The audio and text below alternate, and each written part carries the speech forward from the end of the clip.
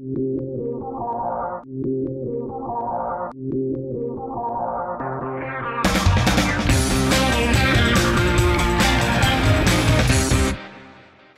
to invite you to look at our flip chart, our PowerPoint up there, and the screen. And I'm going to ask you to look at the relationship between the three boxes. And your mission with this exercise is to look at and to write down what do you observe about the relationship to the boxes. And I want you to write down the first thing that you're aware of as you look at it. And write that down now.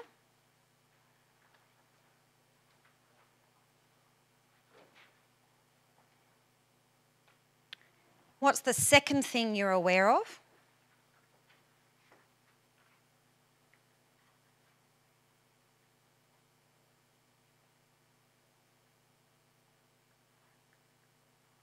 What's the third thing you're aware of, if any more?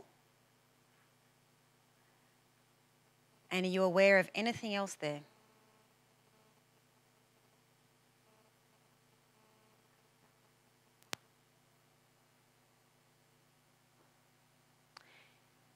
And what we're going to look at now is, did you notice first of all the differences? Did you notice first of all the similarities? So again, turn to someone else on your table and take a look and ask them to help you identify, are the notes of what you noticed first was what was similar about the boxes that were the same, or what was different?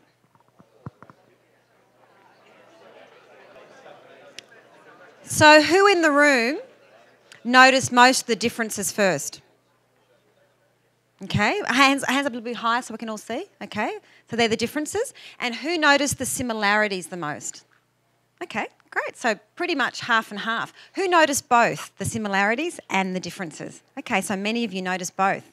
So what we're looking at here is the distinction between the natural filter that looks for differences and similarities. Now, when you filter for differences, you're someone who really likes variety. You love lots of change. You find yourself highly creative, and you may need to change or start a new project every 3 to 6 months if you're really, really strong on this. You're the person who walks into the room and you notice what is missing in that room, what is wrong. You're the woman or man in that business meeting who comes out with what is not working about the meeting, what is missing, the opportunity that's sitting in the room that nobody else can see, and you come out directly with it. Some people think you're actually difficult. No. And no matter where you go, you notice what is not right about what you see. Okay, so that's sorting for difference. And then when we go over here, and we're actually looking for sameness, which is actually over there, is where you're actually looking for the similarities. So you're looking for the connections, you're looking for the themes, you're looking for what's like or different like to what you actually are feeling yourself.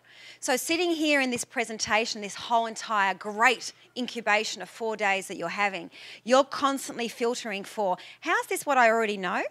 Similarities. And how is this different to what I think or knew before, or what I've actually heard before? So you're constantly tracking for those two different things. Now, the distinction here is going to be is, what skills do you think sameness and matching is going to be really good for? Business building, in what way?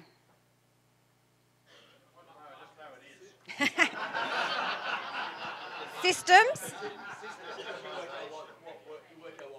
Okay, and you keep doing it.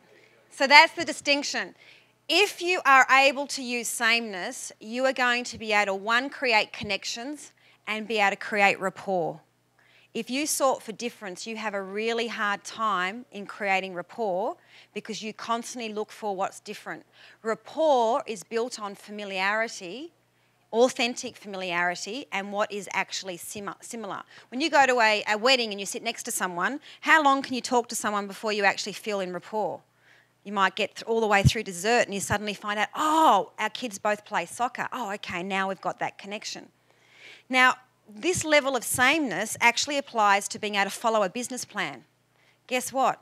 If you can't match for sameness, you can't follow a business plan because you constantly are good at creating the plan, but you are going to constantly mismatch the plan. So when we step back and think about difference, what's difference going to be good for? What will you be good for difference? What will you do with it?